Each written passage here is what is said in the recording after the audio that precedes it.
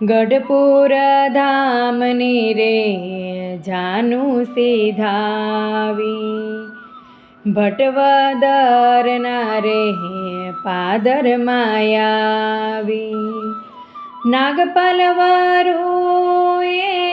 સામેથી વધાવી, નાગપલવરુએ